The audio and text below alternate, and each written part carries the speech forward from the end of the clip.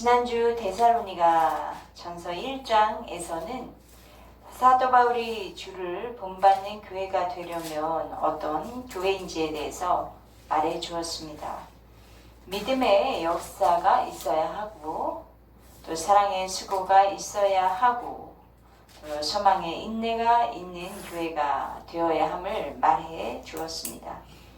데살로니가 교회는 이런 것들을 갖추고 있는 교회라고 바울이 칭찬을 했었어요. 데살로니가 교회와 같이 우리 개척한 예봉교회가 믿음의 역사와 또 사랑의 수고와 소망의 인내를 갖추어서 주를 본받는 교회로 외부에서 칭찬받길 원합니다.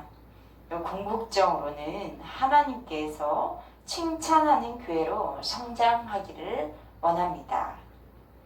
오늘 본문 2장 12절 말씀은 사도 바울이 교회에, 데살로니가 교회에 권면하는 말씀입니다. 하나님께서 여러분을 부르시는데 여러분은 하나님 앞에서 합당하게 행하세요 라는 권면입니다. 하나님께 합당하게 행하는 것은 무엇일까요? 이 본문의 이야기 위해서 현대어 성경을 찾아보니까 하나님을 기쁘게 해 드리기 위해서 애쓴다. 또 쉬운 성경은 하나님의 나라를 위해서 선한 삶을 사는 것이다. 또 공동 번역으로는 당신의 나라와 영광을 누리게 해 주시는 것이다 라고 번역했습니다. 우리말 성경을 찾아보니까 하나님께 합당하게 행하게 하기 위한 것이다 라고 번역되어 있습니다. 번역본에 그래서 번역이 다 달라서 한마디로 요약하기가 쉽지 않습니다.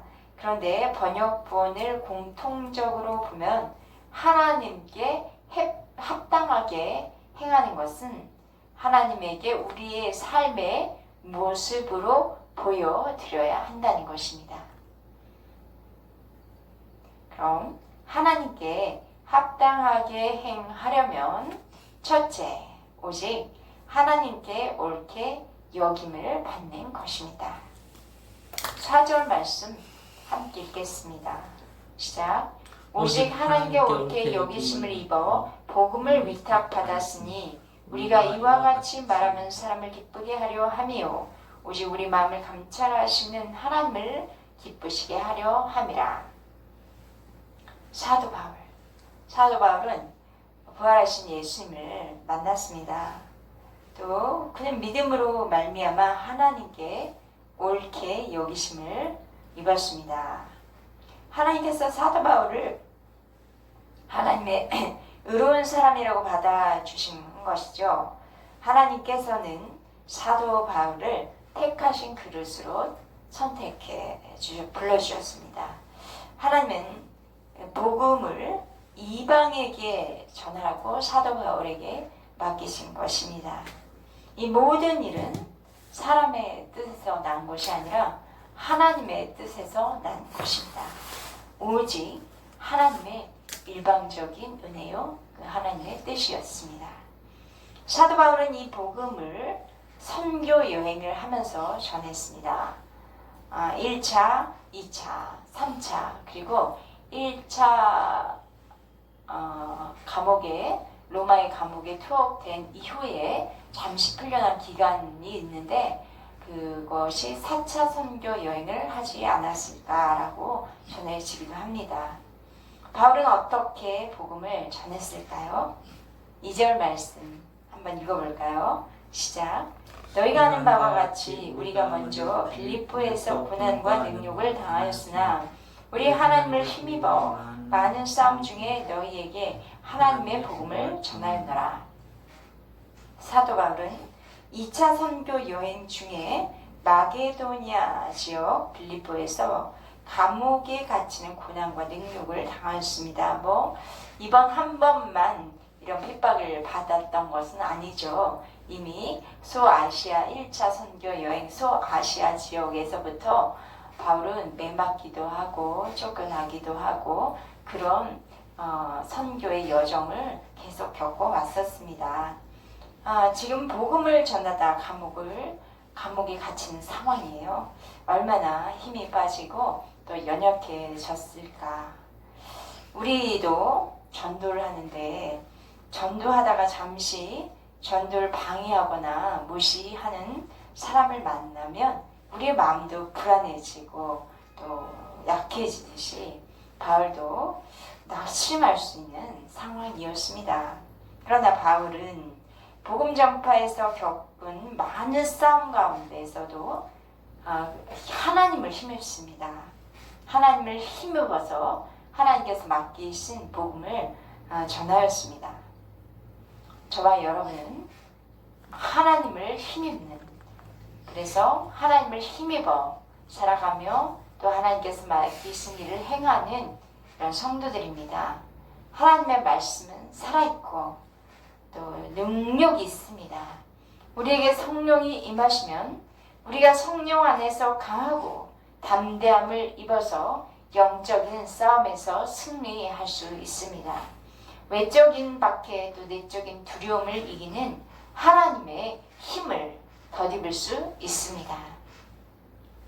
바울이 하나님의 힘을 덧입어서 전하는 복음, 그의 복음은 어떤 것일까요? 그가 믿은 복음은 어떤 것일까요? 3절 말씀 읽겠습니다. 우리의 권면은 간사함이나 부정에서 난 것이 아니요 속임수로 하는 것도 아니라.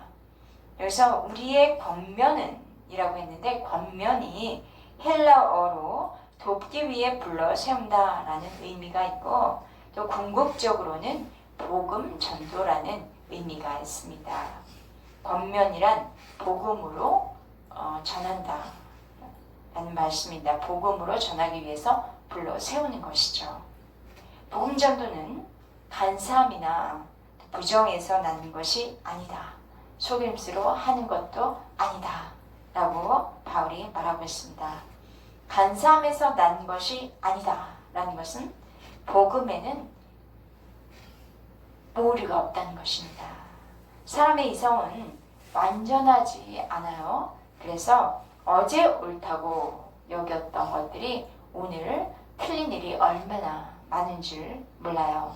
그런데 복음의 진리는 완전하며 변하지 않으며 영원합니다.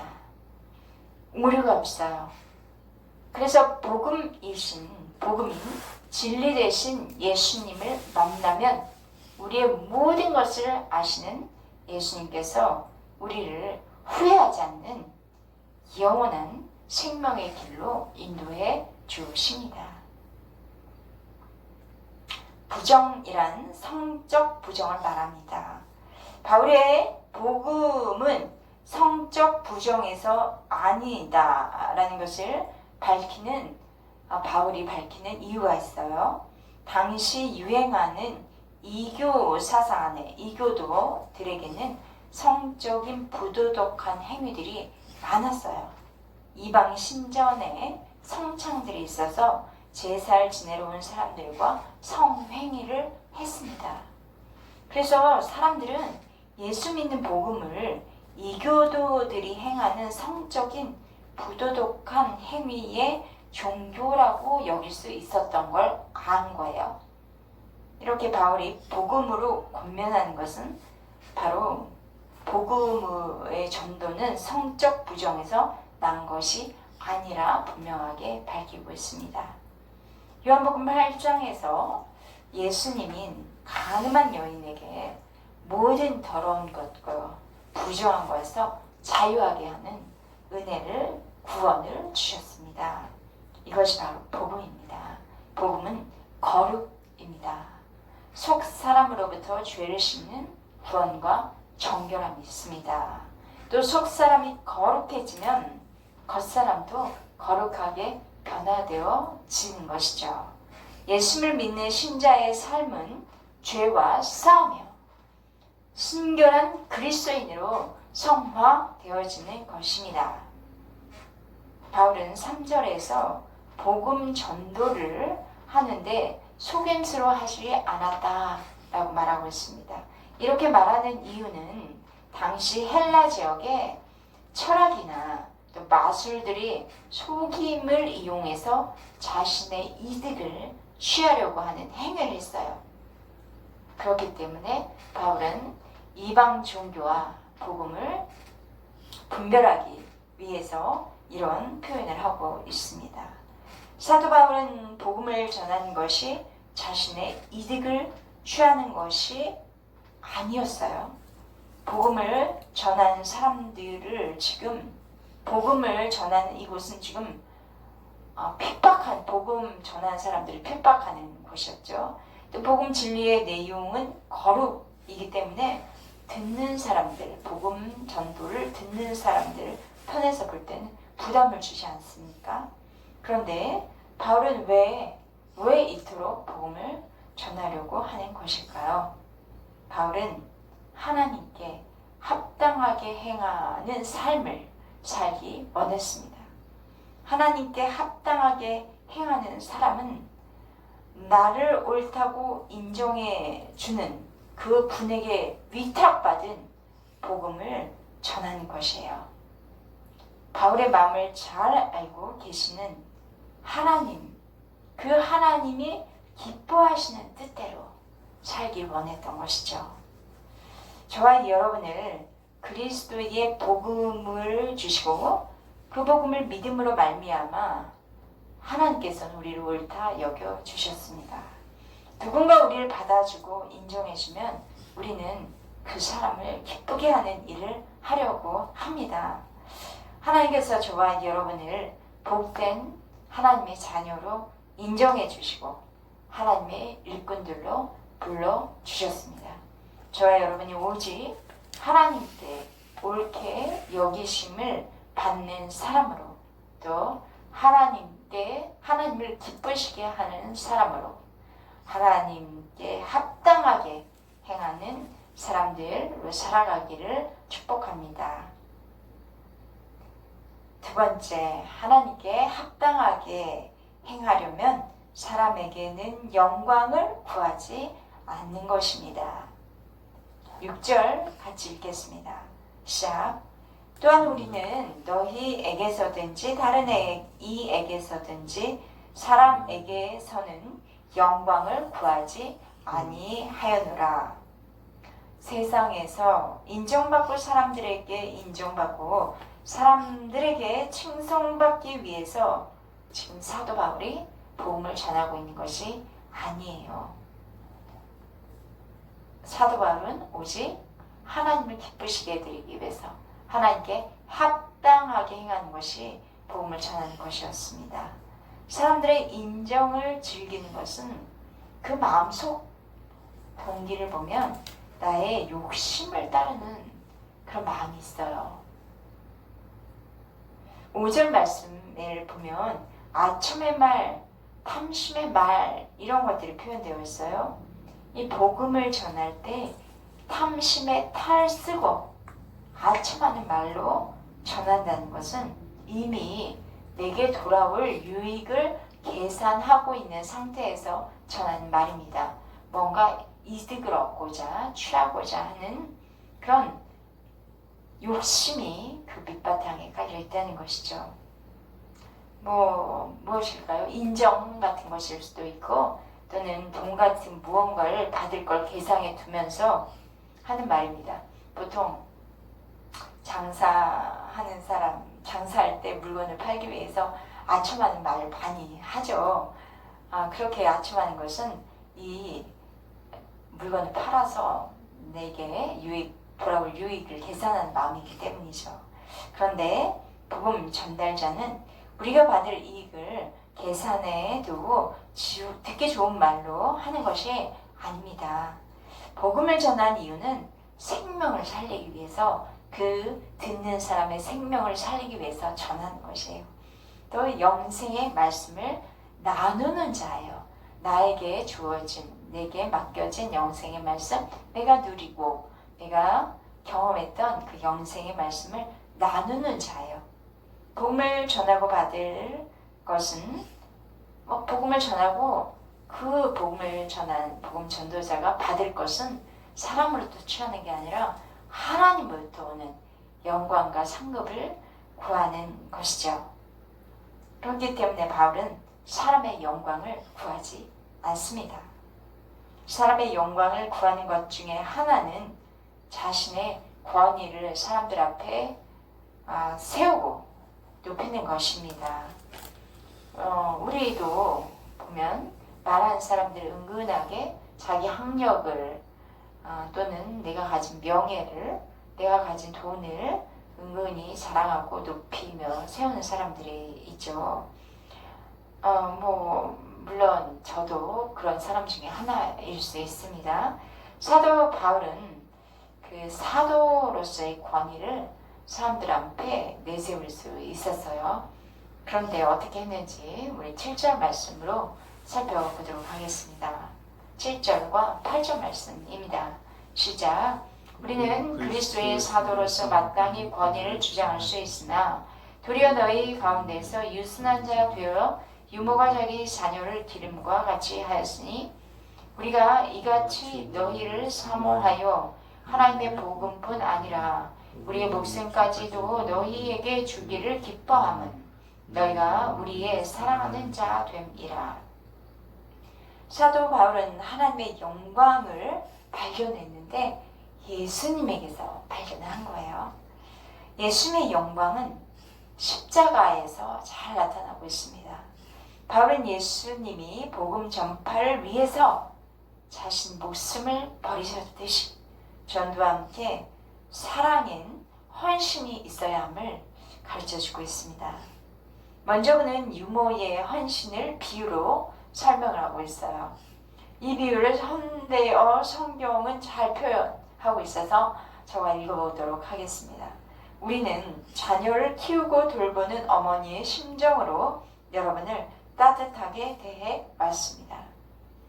사도 바울은 오랫동안 복음 전파를 위해 헌신을 다 했기에 성도들에게 자기의 권위를 대접받으려고 할 수 있었을 거예요.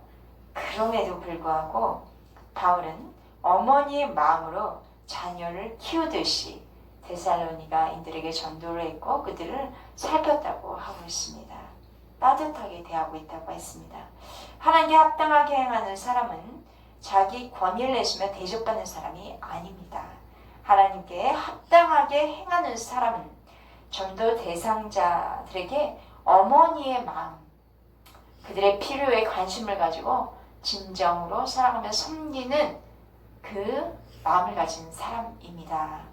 바울은 복음을 전하면서 어머니의 마음으로 대하고 더 나아가서 어느 정도 이르기까지 헌신을 했는가 하면 죽음을 각오했다라고 되어 있습니다. 복음을 전하는데 목숨까지도 너희에게 주기를 기뻐하였다는 것이 바울의 고백이에요. 바울의 삶을 통해서 우리 예수님의 삶을, 예수님의 모습을 봅니다. 예수님께서 우리를 위해서 예수님의 목숨을 내주신 것처럼 데살로니가 교인들에게 자신의 생명 주는 것을 바울은 기뻐하고 있어요. 기뻐한다. 억지로 하는 것도 아니고 의무감으로 하는 것도 아니고 기뻐함으로, 즐거움으로 하는 것입니다. 사람은 누구나 자신의 목숨을 소중하게 여깁니다. 그러나 복음은 다른 사람을 위해 내 목숨을 내놓을 수 있는 힘과 능력이 있습니다. 복음을 위해서 내 목숨을 내놓았는데 슬프거나 고통스러운 것이 아니라 기쁨이 있는 것은 복음에는 하나님, 기쁨의 하나님의 그 능력이 있기 때문입니다. 이것이 복음의 능력이에요. 이건 순종해 본 사람만 알 수 있는 복음의 능력인 것 같기도 합니다. 예수님 이렇게 말씀하셨죠. 요한복음 15장 13절인데 사람이 친구를 위하여 자기 목숨을 버리면 이보다 더 큰 사랑이 없나니 어머니가 자식을 위해서 자신의 것을 내어놓고 자식을 위해서 권리를 포기하는 것, 그것은 바로 사랑입니다. 큰 사랑이죠. 세상에서 보기 어려운 사랑이에요. 우리에게 주신 하나님의 복음, 이 복음을 전하기 위해서 우리의 것을 하나님께 드릴 뿐만 아니라 우리 전도하는 사람들 영혼을 위해서 드림으로 하나님께 합당하게 행하는 저와 여러분 되기를 원합니다. 하나님께서 기쁨을 더해 주시고 또 우리에게 큰 것을 더 큰 것으로 헤아려 채워주시는 하나님의 영광을 경험하게 될 것을 믿습니다. 아멘. 셋째, 하나님께 합당하게 행하려면 증인된 삶을 사는 것입니다. 바울은 초대교회가 핍박받아서 재정적으로 열악하다는 걸 알기 때문에 그들의 도움을 받기보다는 밤낮으로 본인 스스로가 밤낮으로 일하면서 선교일을 벌면서 하나님의 복음을 전했습니다. 자신의 이익을 위해서도 아니며 사람들의 영광을 받기 위함도 아니었고 하나님을 기쁘시게 하는 그 바울의 진실된 삶의 모습을 볼 수 있습니다. 10절 말씀 같이 읽어볼까요? 시작. 우리가 너희 믿는 자들을 향하여 어떻게 거룩하고 옳고 흠 없이 행하였는지에 대하여 너희가 증인이요 하나님도 그러하시다.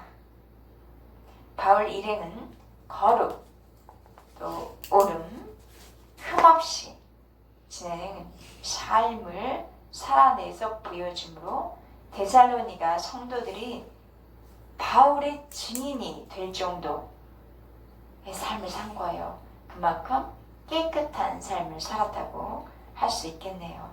하나님 앞에서 또 사람들에게도 흠없는 하나님의 자녀로 살았습니다. 바울은 그래서 너희가 데살로니가 교인들 너희들이 증인이야. 또 하나님이 증인이야. 이렇게 이야기하는 거예요. 증인이란 어떤 사실을 법적 자리에서 증명할 수 있는 사람을 증인이라고 하죠. 바울과 그의 동역자들의 그 진실된 전도의 모습, 자기 목숨을 내주기까지 하는 그들의 사랑하는 모습을 실제로 데살로니가 교인들이 목격한 것이죠.